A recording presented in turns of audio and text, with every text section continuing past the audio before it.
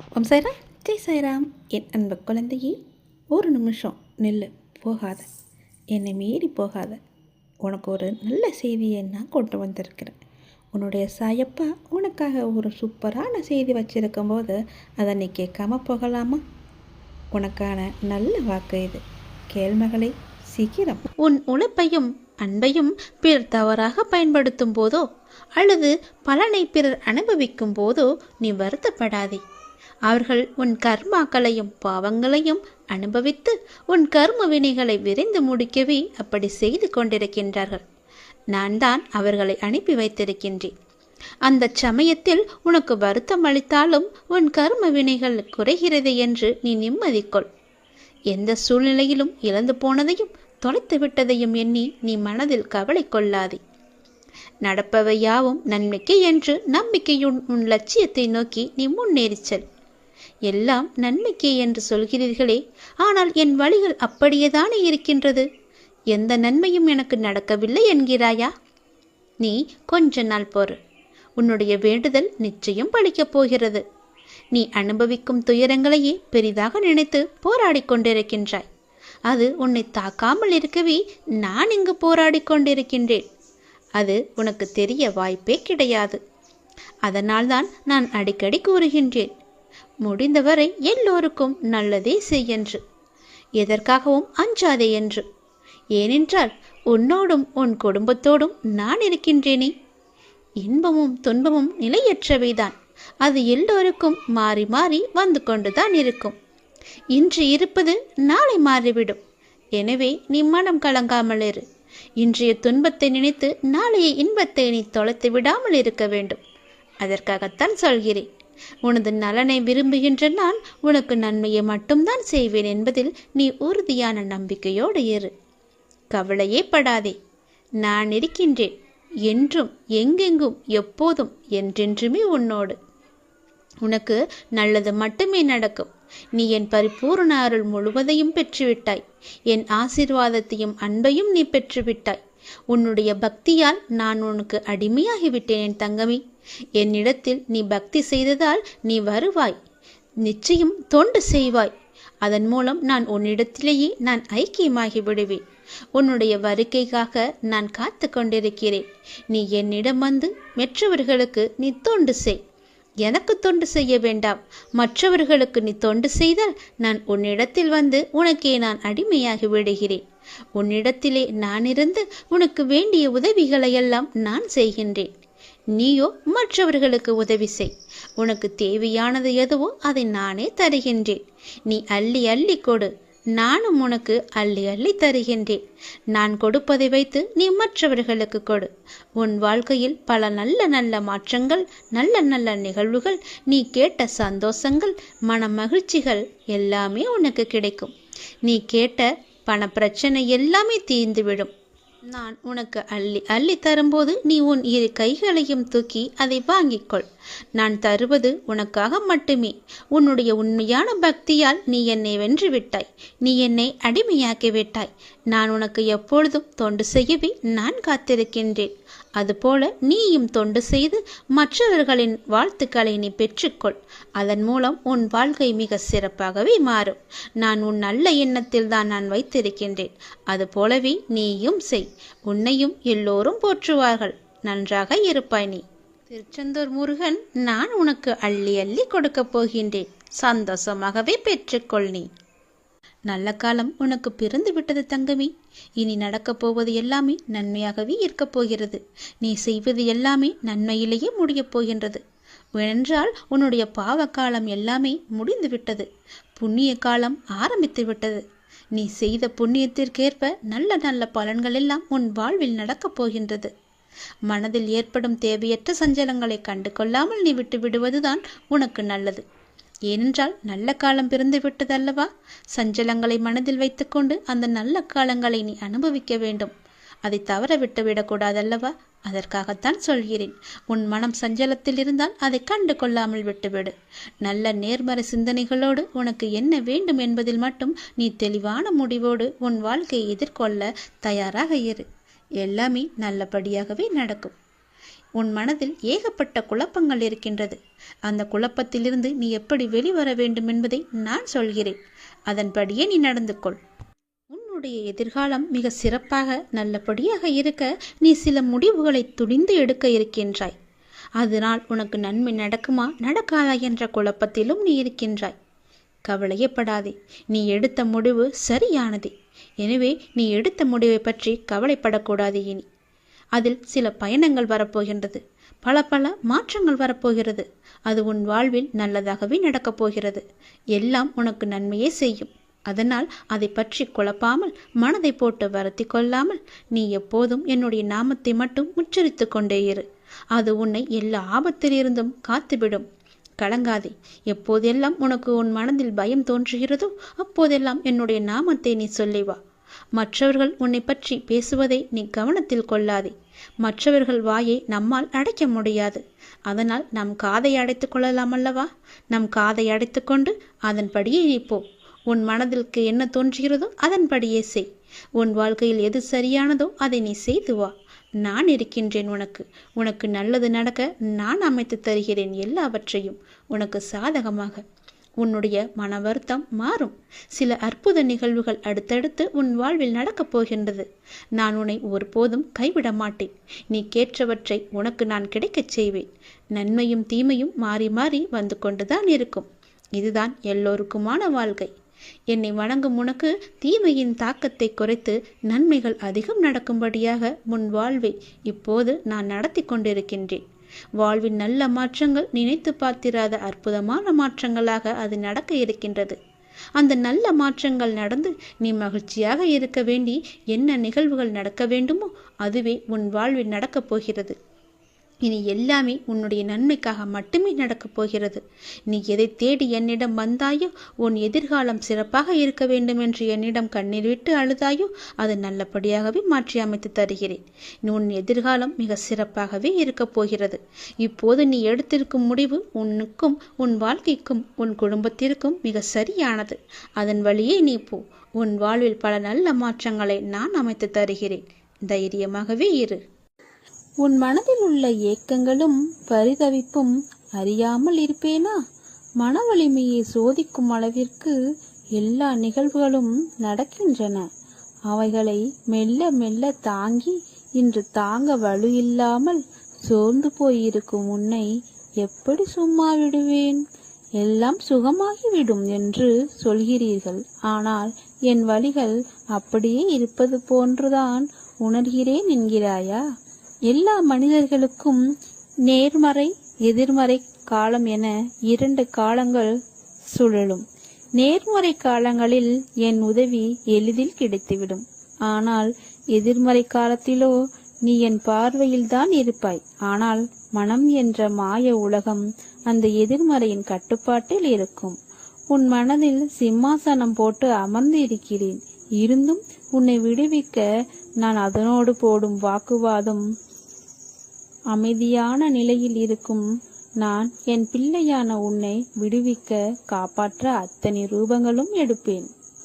உனக்குள் முன்னேற விடாமல் உன்னை முடக்கும் உன் எண்ணங்கள் சிந்தனைகள் எல்லாவற்றிலும் இருந்து விடுதலை பெறுவாய்.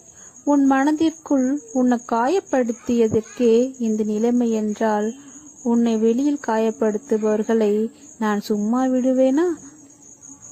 அவர்களை நான் பார்த்துக் கொள்கிறேன். ஒருவர் உன்னை பழி வாங்கினால் நீ பதிலுக்கு அதை செய்யாதே. இது சிறிய பெரிய விஷயங்கள் என அனைத்திற்கும் கூறுகிறேன். அவர்கள் போல் நடந்தால் என்ன வேறுபாடு? ஒன்றை புரிந்து கொள். பழி வாங்குதலால் எதிரில் உள்ளவர்கள் மட்டும் வீழ்வது இல்லை. அவர்கள் அக்குணம் படைத்தவர்கள்தான். ஆனால் நீயோ அப்படி இல்லை. உன் பண்புகள் வேறு. நீயும் பழிவாங்க நினைத்தால் நீ அவர்களின் வடிவங்களில் ஒன்றாய் மாறுகிறாய்.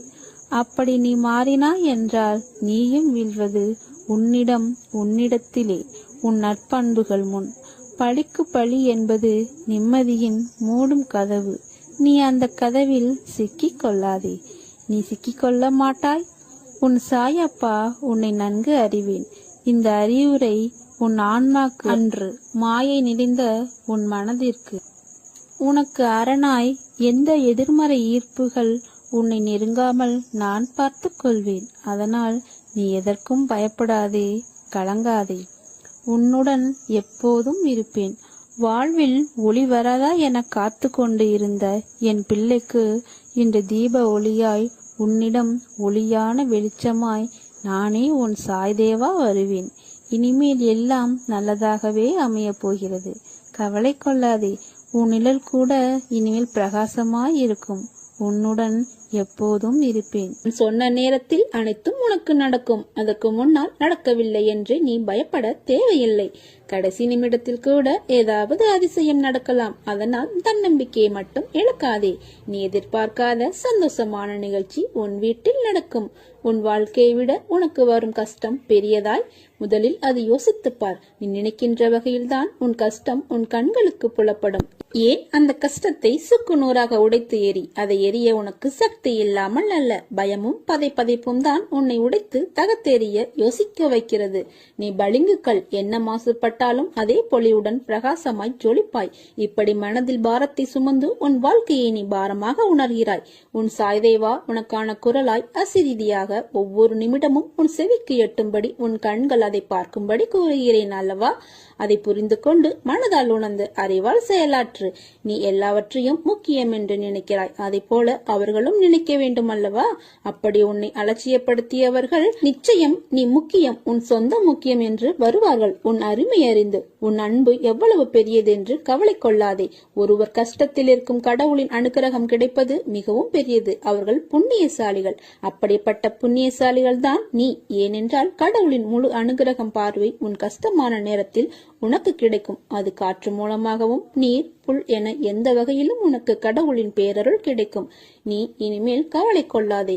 கஷ்டம் தரும் நிலைகளை எல்லாம் முடித்து சுக்கு நூறாய் தகர்த்து எறிந்து உன்னை உனக்கே புதிதாய் தோன்ற வைப்பேன். புதிய வாழ்க்கையாய் புதிய புத்துணர்ச்சியுடன் ஒரு நல்ல எதிர்காலத்தை நீ பெறுவாய். காலம் தாழ்த்துகிறேன் என்று வருந்தாதே. சரியான நேரம் வந்துவிட்டது. வெற்றியை தேடி நீ செல்லாதே. உன் மீது முழு நம்பிக்கை வை. வெற்றி உன்னை தேடி வரும். எதற்கும் எதற்காகவும் கலங்கி நிற்காதே. எல்லாம் சரிவர அமையப் போகிறது. உன் வாழ்வில் கூடிய விரைவில் சுப நிகழ்ச்சி நடைபெறும். நான் உன் சாய்தேவா உனக்கு துணையாக இருக்கிறேன். ஒருவர் வாழ்க்கையில் துன்பம் நேரும் பொழுது அவன் என்னை நம்பி கைகூப்பி வணங்கினால் அவனை மட்டுமல்ல அவன் குடும்பத்தையே காப்பது என்னுடைய கடமையாகும். உனக்குள்ளேயே என்னை வைத்துக்கொண்டு என்னை தேடி ஊர் ஊராக ஓடுவதும் என் பெயரை மறந்து மற்றவற்றை உச்சரிப்பதும் எதற்கு? என்னை நினைப்போருக்கு தலைமுறை தலைமுறையாக நான் துணை நிற்பேன். உன்னை நான் கைவிட மாட்டேன். உங்களை ஏமாற்றியவர்களிடம் ஒன்றை மட்டும் சொல்லி விலகுங்கள். இன்று எனக்கு, நாளை உனக்கு. எல்லாவற்றுக்கும் ஒரு நாள் காலம் வரும் என காத்திருந்த உன் பொறுமையும் நம்பிக்கையும் இனி உனக்கான எல்லாம் வரிசையாய் வந்து குமியப் போகிறது. என் வாக்கு என்றுமே பொய்யாகாது. உறவுகள் உன்னை பாராட்டும். பிள்ளைகள் உனக்கு பெருமை சேர்ப்பர். பொறுமையாக இரு. நான் எனது அதிசயத்தை நிறுத்துவேன். அனைத்தும் ஜெயமாக்குவேன். எல்லாம் நன்மைக்கே என்று நம்பு. உன் நம்பிக்கையும் பொறுமையும் தான் வாழ்க்கையை வெற்றி என்னும் திசையில் பயணிக்க வைக்கும். உன்னுடன் இருப்பது உன் சாய்தேவா என்ற நம்பிக்கையோடு இருங்கள். கேட்டதை கண்டிப்பாக தருவேன். அதில் எந்த மாற்றமும் இல்லை. நான் உன்னிடம்தான் பேசுகிறேன். நம்பிக்கையை தளர விடாதே. நிச்சயம் உனக்கு நன்மை செய்வேன். நான் எல்லாவற்றையும் பார்த்து கொண்டு தான் இருக்கிறேன். அறிவை பெருக்குவதில் பேராசைக்காரனாயிரு. முன்னேற துடிப்பதில் ஆர்வமாயிரு. முயற்சி செய்வதில் பிடிவாதக்காரனாயிரு. வா என் குழந்தையே, இன்னும் என் அருகில் வா. இரவெல்லாம் உன் தலையை வருடி கொடுத்தபடி உன் தலைமாட்டில் நான் உட்கார்ந்து கொண்டிருந்தேன். உன் இதயத்தை என்னை நோக்கி திருப்பி உன் உடலை வருத்தி உபவாசம் எல்லாம் இருந்து என்னிடம் வேண்டுகோள் வைத்துக் கொண்டிருக்கிறாய். இதை இந்த சாயி நிறைவேற்றி விடுவேன் என்ற நம்பிக்கை உன் மனதில் வலுப்பெற்று விட்டது. உனக்கு நான் எத்தனை தொல்லைகள் மத்தளம் கூட 2 பக்கம்தான் இடிப்படுகிறது. ஆனால் உனக்கோ எல்லா பக்கத்திலும் இடிகள். எத்தனை நாளைக்குதான் நான் பொறுமையோடு காத்து கொண்டிருப்பேன்? உன் வேண்டுதலை அலட்சியப்படுத்த விரும்பவில்லை. நான் உன் அருகிலேயே இருக்கிறேன். நீ உருகும் போது நான் தாரை தாரையாய் அழுகுகிறேன். கன்னங்கள் ஒட்டி போகும் வரை உனக்காக நான் விரதம் இருக்கிறேன். உன்னுடைய தேவைகளுக்காக நான் ஓடியாடி கண்டிருக்கிறேன். உனக்கு நல்ல வழிகளை உருவாக்குவேன். இதுவெல்லாம் உன் தலைமாட்டில் நான் உட்கார்ந்திருக்கிறேன். பயப்படாதே. உன்னை ஏளனமாக பார்த்து நகைத்தவர்கள் முன்னிலையில் கொடியாய் நீ உயர்ந்து நிற்கப் போகிறாய். உன்னை தாங்கும் கம்பாக நான் என்ற உன்னிடத்தில் உன் சாய்தேவாவை நீ என்ற சொல்லுக்கு அர்த்தம் கண்டாயோ? அந்த நொடி பொழுதிலிருந்தே உனக்காக நான் இருக்கிறேன். அதற்கு முன்பாகவும் சரி, இதற்கு பின்பாகவும் சரி, என் உயிராய் நீ என்றும் என்னிடத்தில் இந்த துவாரகமாய் தாயின் பிள்ளையாய் வாழ்வாய். உன் கண்ணீரை துடை. உன் கண்களிலிருந்து கண்ணீர் வழியக்கூடாது. இது உன் உயிராய் நினைக்கும் உன் சாய்தேவா, உன் சாயப்பா, உன் துவாரகமாய் தாயின் ஆணை. நிச்சயம் வாழ்வில் நீ சந்தோஷமாக வாழ்வாய். நிச்சயமாக எல்லா செல்வ வளங்களையும் பெற்று சீரும் சிறப்புமாக சுபிட்சமாக மன நிறைவான வாழ்க்கையை வாழப்போகிறாய். எப்போது எனது துயரங்கள் தீரப்போகிறது? இன்னும் எத்தனை காலம் காத்திருக்க வேண்டும் என்று உன் மனம் வாடுகிறது இல்லையா? இதோ இங்கே இருக்கிறேன் எனது அன்பு செல்வமே. இதோ உனது அருகினில் இருக்கிறேன். நீ உறங்கும் போதும் ஓய்வெடுக்கும் போதும் பலவிதமான பணிகளை மேற்கொள்ளும் போதும் உனது கண்களின் எதிரே உனக்கு முன்பாக நான் அமர்ந்திருக்கிறேன். திரும்பும் திசையெல்லாம் நான் உன்னுடன் இருக்கிறேன். நீ காண்கின்ற ஒவ்வொரு ஜீவராசிகளின் வடிவிலும் சூழ்ந்திருக்கின்றேன். ஏன் உன்னுள் இருக்கின்றேன். நிழலாக தொடர்ந்து கொண்டிருக்கிறேன். உன்னுடைய கிரகத்தில் அமர்ந்து கொண்டிருக்கிறேன். சிலையாக ஓவியமாக நான் இருக்கிறேன். என்னுடைய குரல் உன் செவிகளில் கேட்கப் போகிறது. ஆம், எனது அற்புதமான குரல் உன் செவிகளில் கேட்கப் போகிறது. அப்போது நான் உன்னுடன் நிற்பதை உணர்ந்து கொள்வாய். எனது குரல் மீண்டும் கேட்கும் தருணத்தில் என்னை முழுவதுமாக புரிந்து கொள்வாய். நான் இருக்கும்போது எதற்காக பயந்து ஓடுகிறாய்? எனது பார்வைக்கு மிஞ்சிய சக்தி எதுவும் இல்லை. நான் உனது நிழலாக இருக்கும் போது கலங்காதே. உனது வாழ்க்கையில் எது நடந்ததோ அவை அனைத்தையும் நடந்து முடிந்து விட்டது. இனி எதுவும் உன்னை துன்புறுத்த போவதில்லை. வாழ்க்கையில் மிக வேகமாக வளர்ந்து பெரும் செல்வந்தர்கள் மத்தியில் வாழப்போகிறாய். கலங்காதே. அனைவரும் இயக்கும் வண்ணம் உயரப் போகிறாய். தேவையில்லாமல் மனதில் கற்பனையை வளர்த்துக் கொள்ளாதே. என்னை மீறி எதுவும் நடைபெறாது. ஆம், எனது குரல் உனது செவிகளில் கேட்கப் போகிறது. உனக்கு வேண்டியதையெல்லாம் வழங்கப் போகிறேன். உனது வம்சாவளி செழித்து வளரப் போகிறது. காத்திரு. நிழலாக என்றும் உனக்காக நீ செல்லும் இடமெல்லாம் என்னுடைய துணை என்றும் இருக்கும். உனது கண்களின் எதிரே உனக்கு முன்பாக நான் அமர்ந்திருக்கிறேன். என்னை உற்றுப்பார். நீ என்னை முழுவதுமாக அடையும் தருணத்தில் உனது கர்ம பலன்களை நான் சுமப்பேன். உன்னை வலுப்படுத்தவே நான் வந்துள்ளேன். உனக்குள் எல்லையற்ற ஆற்றல் ஒளிந்துள்ளது. அதை உன்னிலிருந்தே வெளிக்கொண்டு வா. கடவுளின் கரம் உன் கண்ணுக்கு தெரியாமல் உன்னை பிடித்துக் கொண்டிருக்கிறது. தைரியத்தை வரவழைத்துக்கொள். வாழ்க்கையில் பெரிய வெற்றி உனக்காக காத்திருக்கிறது. என்னால் முடியவில்லை என்கிறாயா? உனது மனதை சாய் பாதங்களில் சமர்ப்பித்து விடு. நான் தான் செய்கிறேன், நான் தான் கஷ்டப்படுகிறேன் என எப்போதும் தான் என்ற எண்ணம் வருவதை தவிர்த்து நல்லதோ கெட்டதோ அவர் செய்கிறார், அவர் பார்த்துக் கொள்வார் என்றிரு. பாரத்தை அவர் மீது வைத்துவிட்டு பலனை எதிர்பார்க்காமல் கஷ்ட நஷ்டங்களால் கலங்காமல் போய்கொண்டே இரு. தன் பக்தர்களை கஷ்டங்களில் இருந்து மீட்க வேண்டும் என்று தீர்மானம் செய்து கொண்ட பாபா உன் கையை பலமாக பிடித்துக் கொண்டு அழைத்துச் செல்வார். நீ விரும்பிய வாழ்க்கையை வாழப்போகிறாய். என் விருப்பம் நீ எல்லாவற்றிலும் வாழ்ந்து சுகப்பட வேண்டும் என்பது. அதற்கு உன்னை தயார்படுத்தும் வேளையில் இப்போது ஈடுபட்டிருக்கிறேன். என்னை நோக்கி முதலில் ஓர் அடியை நீ எடுத்து வை. அடுத்த மாற்றத்தை நான் பார்த்துக் கொள்கிறேன். உனக்காக நான் இருக்கிறேன். நான் உனக்கு சொல்வது அருள்வாக்கு அல்ல, தெய்வ வாக்கு. விதிக்கப்பட்ட விதி யாராக இருந்தாலும் அனுபவித்தே ஆக வேண்டும். நான் அனைத்திலும் இருந்து உன்னை பாதுகாத்து வழிநடத்தி செல்வேன். உன்னை தேடி நான் வரப்போகிறேன். வேண்டியதை கேள், பெற்றுக்கொள். ஓ, நான் உன்னுடன் இருக்கும்போது உனது கவலைகளை எனது பாதத்தில் நீ சமர்ப்பித்த பின்னர் கவலை எதற்கு? எனது மகிமைகளை கண்டு ஏன் இந்த ஏக்கம் உனக்கு? உனது தந்தையும் நானே, தாயும் நானே. உன்னை படித்ததும் நானே, உன்னை சோதிப்பதும் நானே. உனது சோதனை காலம் முடிந்த பின்னர் நீ யார் என்பதை நீ அறிந்து கொள்வதற்கு நான் தரும் சோதனைகள் தான் நீ படும் வேதனைகள். நம்பிக்கையுடனும் பொறுமையுடனும் இரு. அதற்கான பலன்கள் விரைவில் வந்தடையும். உனக்கான நல்ல நேரம் வரும் வரை என் மடியில் அமர்ந்து உன் கர்மாக்களை களி. நீ தோல் சாய உன் தந்தை நான் இருக்க ஏன் உனக்கு இந்த ஆயாசம்? வா குழந்தாய், வந்து சாய்ந்து கொள். மனசஞ்சலங்களை அகற்றி அமைதிக்கொள். விரைவில் உன் பிரச்சனைகளை தீர்த்து உன்னை மகிழ்ச்சி வெள்ளத்தில் மூழ்கடிக்கின்றேன். அதுவரை எனது நாமத்தை ஜபித்து உன் கர்மாக்களை என் துணையோடு கழித்து வா. உனக்கு என்ன துன்பம் நேர்ந்தாலும் உன் உள்ளங்கையில் நான் இருக்கிறேன் என்பதை மறவாதே, கலங்காதே. சீக்கிரமே நல்ல வழி பிறக்கும். என்னிடம் முழு மனதோடு கேள். என்னிடம் உள்ள அனைத்தையும் நான் உனக்கு தருவேன். உனக்கு நல்ல வழிகளை உருவாக்குவேன். இன்றைய தினம் உன் தீராத கஷ்டங்கள் அனைத்தும் தீர்ந்து உன் வாழ்க்கை தீபங்கள் போல ஒளிமயமாகும். இனி ஒரு பொழுதும் உன்னை விட்டு நான் விலக மாட்டேன். நான் தரும் ஆசீர்வாதங்களை எண்ணிப்பார். உனக்கு சொத்து சுகங்கள் மிக வேகமாக வளரும். நீ நினைத்ததெல்லாம் நடக்கும். நீ எந்த காரியத்தை செய்து கொண்டிருந்தாலும், எங்கிருந்தாலும், எதை செய்தாலும் என்னையே நினைவில் நிறுத்து. உன் வேலையை செய். அதை நான் வெற்றி அடையும்படி செய்வேன். அகங்காரத்தை என்னுடைய பாதங்களில் சமர்ப்பிப்பதே எனக்கு செய்யும் முற்றும் முழுமையான சேவையாகும். எனக்கு சேவை செய்தும் என்னுடைய புகழை பாடியும் முழு மனத்துடன் என்னை சரணாகதி அடைபவன் என்னுடனே ஐக்கியமாகி விடுகிறான். நான் எனது என்னும் அகங்காரத்தை என்னுடைய பாதங்களில் சமர்ப்பிப்பதே எனக்கு செய்யும் முற்றும் முழுமையான சேவையாகும் என்பதை புரிந்து கொள்ளுங்கள். நான் இருக்கிறேன், கலங்காதே, கைவிட மாட்டேன். சாயப்பாவின் ஆசீர்வாதம் இது. எனது ஆசீர்வாதம் எப்போதும் உனக்கு உண்டு. இது உன் சாயப்பாவின் சத்திய வாக்கு. உன் அம்மாவாக அரவணைத்து, அப்பாவாக நல்லது கெட்டதை அறிவுறுத்தி, உன்னை என் கண்ணுக்குள்ளும் மனதிலும் வைத்து பாதுகாப்பேன். ஏன் என்னை விட்டு தள்ளி நிற்கிறாய்? உன் கஷ்டங்கள் அனைத்தையும் நான் அறிவேன். என்னை உன் மனதில் வைத்து பூஜிக்கிறாய், நேசிக்கிறாய், நினைக்கிறாய். அதே நேரத்தில் உன் துன்பங்களை நினைத்து உனக்குள் புலம்பிக் கொண்டு என்னை விட்டு ஒரு அடி தள்ளி நிற்கிறாய். நீ உலகியல் விஷயங்களுக்கு முக்கியத்துவம் கொடு. ஆனால் நீ செய்கின்ற எல்லா விஷயங்களையும் நான் அறிவேன். சில நேரம் நீ ஏன் இப்படி பேசுகிறாய், நடக்கிறாய் என்பதை கூட உன்னால் உணர முடியவில்லை. உன்னுள் தேவையில்லாத குப்பைகளை நீ தூக்கி கொண்டு நடக்கிறாய். அதனால்தான் உன்னில் இருக்கும் விஷயங்களை கூட உன்னால் உணர முடியவில்லை. நீ செய்வதாக நினைக்கின்ற அனைத்தும் உன் சாயப்பாவாகிய நான் தான் செய்கிறேன். நீ பேசுவதாக நினைக்கும் அனைத்தும் நான் தான் உன்னிடத்திலிருந்து பேசுகிறேன். ஏனென்றால் நீ வெறும் பொம்மலாட்டத்தில் இசைக்கேற்ப ஆடும் பொம்மை.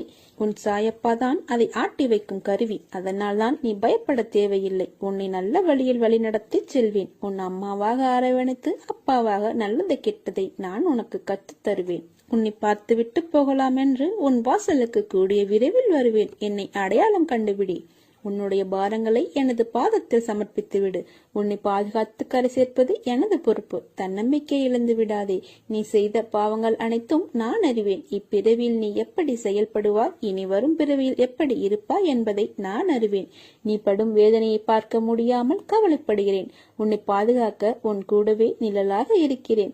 ஒவ்வொரு நொடி பொழுதும் உன்னை நான் தேற்றுகிறேன். மனதை தேற்றிக்கொள். கர்மத்தின் தீவிரத்தை இதுவரை அனுமதித்தேன். இனி அது நடக்காது, நடக்கவும் விடமாட்டேன். நீ சந்தோஷமாக இரு, துக்கத்தை விடு. எது வந்தாலும் ஒரு நாள் முடிய போகிறது என்ற உண்மையை உணர்ந்து கொள். அப்பா நான் இருக்கிறேன், கலங்காதே. நான் உன்னை கைவிட மாட்டேன். நீ சந்தோஷமாக இரு. அன்புடனும் ஆசையுடனும் எல்லோரையும் பாதுகாப்பேன். என்றும் என் பக்தனுக்கு நான் இருக்கிறேன் என்ற நம்பிக்கையை தருகிறேன். எல்லோருக்கும் வாழ்க்கையில் அனுபவிக்க வேண்டியது என்று சில காலம் இருக்கும். அந்த காலத்தில் அதனை பொறுமையாக அனுபவித்துத்தான் ஆக வேண்டும். அதற்காக நீ பதற்றப்படாதே, பயப்படாதே, புலம்பாதே. அனைத்தையும் நான் பார்த்து கொண்டு தான் இருக்கிறேன். விரைவில் நீ வாழ்க்கையின் உச்சத்தை தொடுவாய். குழந்தையே, எல்லா ஆபத்துகளிலிருந்தும் துயரங்களிலிருந்தும் நீ முழுமையாக காப்பாற்றப்படுவாய். இது என் பிள்ளைக்கு நான் கொடுக்கும் வாக்குறுதி. நீ தனியாக நடப்பதாக நினைக்கிறாயா? நான் உன்னுடன் தான் நடந்து வருகிறேன். எப்பொழுதும் உன்னுடன் தான் இருப்பேன்.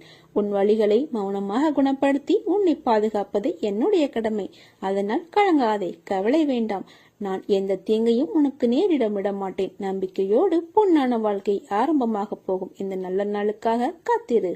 அது மிக விரைவில் என் ஆசீர்வாதத்துடன் உன்னிடம் வரும் காலமெல்லாம் மகிழ்ச்சி என்னும் சத்தம் உன் மனதில் ஒலித்து கொண்டே இருக்கும். உன் உணர்வுகள் சில்லிட்டு ஆனந்த கண்ணீர் பெருகும். இனி உன் வாழ்வில் இதே ஆனந்த உணர்வுடன் இருப்பாய். ஸ்ரீ சீரடி சாய்பாபா தன்னுடைய உயரிய பக்தன் ஹேமாட் பந்துவின் கனவில் தோன்றி இல்லத்திற்கு வருவதாக கூறியதை நிரூபிக்கும் வகையில் எவ்வாறு பாபா புகைப்படத்தின் மூலமாக ஹேமாட் பந்துவின் இல்லத்திற்கு சென்றார் மற்றும் அப்புகைப்படம் எங்கிருந்து பெறப்பட்டது என்பதை பற்றி ஒரு சின்ன அனுபவ விளக்கம் இங்கே. அலி முகமது என்பவர் தனக்கு எவ்வாறு யார் மூலமாக பாபாவின் புகைப்படம் கிடைத்தது என்பதை 9 ஆண்டுகளுக்கு பிறகு ஹேமாட் பந்திடம் கூறுகின்றார். அந்த நிகழ்வை பற்றி இங்கே இப்போது பார்ப்போம். பம்பாய் வீதிகளில் ஒரு முறை அலி முகமது சுற்றி பார்த்து கொண்டிருந்த போது இந்த படத்தை ஒரு தெரு வியாபாரியிடமிருந்து வாங்கினார். பின்னர் அதை கண்ணாடி சட்டம் போட்டு பாந்திராவில் உள்ள தம் வீட்டில் தொங்கவிட்டார். அவர் பாபா மீது மிகுந்த ஈடுபாடு கொண்டிருந்தார். ஆகவே அப்படத்தை தினந்தோறும் தரிசித்து வந்தார். ஹேமாட் பந்திற்கு அதை கொடுப்பதற்கு 3 மாதங்களுக்கு முன்பு காலில் உள்ள கட்டிக்காக, அதாவது வீக்கத்திற்காக அவருக்கு ஒரு அறுவை சிகிச்சை செய்யப்பட வேண்டியிருந்தது.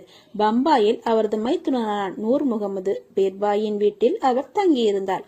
பாந்திராவில் உள்ள அவரது வீடு 3 மாத காலமாக சாத்தப்பட்டிருந்தது. ஒருவரும் அங்கு வசிக்கவில்லை. புகழ்பெற்ற பாபா அப்துல் ரஹ்மான், மௌலானா சாஹிப், முகமது ஹுசைன், பாபா சாயி, பாபா தாஜுதீன் மற்றும் பல உயிருடன் இருந்த ஞானிகள் படங்களும் அங்கு இருந்தன. காலச்சக்கரம் இவைகளை விட்டு வைக்கவில்லை. பம்பாயில் அலி முகமது உடல் நலக்குறைவால் கஷ்டப்பட்டு கொண்டிருந்தார். படங்கள் எல்லாம் ஏன் அங்கு பாந்திராவில் இருக்க வேண்டும்? அவைகளுக்கும் உள்ளே வருதலும் வெளியே போதலும் உண்டு என தெரிகிறது. எல்லா புகைப்படங்களும் தங்கள் விதியை சந்தித்தன. ஆனால் பாபாவின் புகைப்படம் எங்கென விடுவிக்கப்பட்டது என்பதை ஒருவரும் எனக்கு இதுவரை விளக்கியதே இல்லை. சாயியின் எங்கும் நிறைத்தன்மையையும் சர்வ வியாபித்துவத்தையும் அறிவு கெட்டாத அவரின் சக்தியையும் இந்த நிகழ்வு காண்பிக்கின்றது என்று கூறலாம்.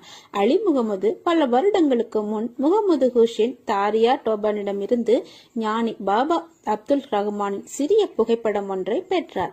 அதை அவர் தன் மைத்துனரான நூர் முகமது பீர்பாயிடம் கொடுத்தார். அப்படம் அவரது மேசையில் 8 வருடங்கள் இருந்தது. ஒரு முறை நூர் முகமது பீர்பாய் அதை ஒரு புகைப்படக்கலை நிபுணரிடம் எடுத்துச் சென்று சற்று பெரிய அளவு படமாக உருவாக்கம் செய்து அதன் பிரதிகளை அலி முகமது உட்பட தமது உறவினர்களிடையும் நண்பர்களிடத்தும் விநியோகித்தார். அலி முகமது அதை பாந்திராவில் உள்ள தனது வீட்டில் மாட்டினார். நூர் முகமது ஞானி அப்துல் ரஹ்மானின் சீடர். நமது குருவிடம் அவரால் நடத்தப்பட்ட ஒரு சிறந்த தர்பாரில் அப்படத்தை அளிக்க விரும்பினார். அங்கு சென்ற போது குரு கோபமடைந்து அவரை உதைப்பதற்காக ஓடினார். அவரை வெளியில் தள்ளினார். அவர் மிகவும் வருத்தமுற்று மனம் ஒடிந்தார். நூர் முகமது தனது பெரும் பணத்தையும் இழந்து குருவின் கோபத்தையும் துன்பத்தையும் பெற்றதாக வருந்தினார். அவருடைய குருவுக்கு உருவ ஆராதனை பிடிக்காதகையால் பெரிதாக்கப்பட்ட அந்த படத்தை அப்பல்லோ பந்திற்கு எடுத்து சென்று ஒரு படகை வாடகைக்கு அமர்த்தி நீரில் சென்று மூழ்கடித்தார். நண்பர்களையும் உறவினர்களையும் தங்கள் பிரதிகளை திருப்பிக் கொடுக்கும்படி வேண்டி அவைகளை திரும்ப பெற்ற பின் மொத்தத்தில் 6 பிரதிகள் அனைத்தையும் பாந்திரா கடலில் மீனவனை கொண்டு அப்படத்தை எரியச் செய்தார். இச்சமயத்தில் அலி முகமது அவரின் மைத்துனரது வீட்டில் இருந்தார். ஞானிகளின் படங்களை எல்லாம் உடனே தண்ணீரில் மூழ்கடித்து விட்டால் அவரது துன்பங்கள் ஒரு முடிவுக்கு வந்துவிடும் என்று நூர் முகமது கூறினார். இதை கேட்ட அலி முகமது தனது மேதாவை அதாவது அதிகாரியை பாந்திரா வீட்டுக்கு அனுப்பி அங்கிருந்த ஞானிகள் அனைவரது படங்களையும் கடலில் எரியச் செய்தார். 2 மாதத்திற்கு பின் அலி முகமது தன் வீட்டிற்கு திரும்பியதும் சுவரில் பாபாவின் படம் முன்பு போலவே மாட்டியிருந்ததை கண்டு வியந்து போனார். அலி முகமதுவின் அதிகாரி இதை அவித்து பிற படங்களை எங்கே நம் எடுத்து வந்தார் என்பது அதுவரை அவருக்கு யாருக்குமே புரியவில்லை. அவரது மைத்துனர் அதை கண்டால் அதையும் வழக்கப்படி செய்து விடுவார் என்று பயந்து உடனே அப்படத்தை எடுத்து அலமாரியில் உள்ளே வைக்க சொன்னார். யார் அந்த படத்தை நன்றாக வைத்து காப்பாற்றுவார்கள்?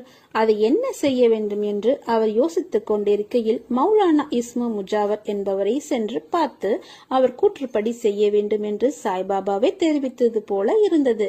தீவிர ஆலோசனைக்கு பின்பு இருவரும் அப்படம் ஹேமத் பந்த் அவர்களுக்கு அன்பளிப்பு செய்யப்பட்டால் இவர் அந்த புகைப்படத்தை நன்கு பாதுகாப்பார் என்று தீர்மானித்தார். பின்னர் இருவரும் ஹேமத் பந்துவின் இல்லத்திற்கு சென்று தக்க சமயத்தில் அதனை வெகுமதியாக அளித்தனர். இவ்வாறாகத்தான் பாபா புகைப்படம் மூலமாக ஹேமத் பந்துவின் இல்லத்திற்கு வருகை புரிந்தார் என்பது குறிப்பிடத்தக்கது.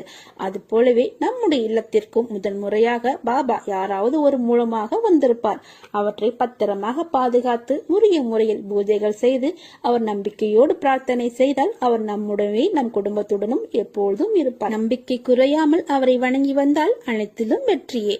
ஓம் சாய்ராம். ஜெய் சாய்ராம்.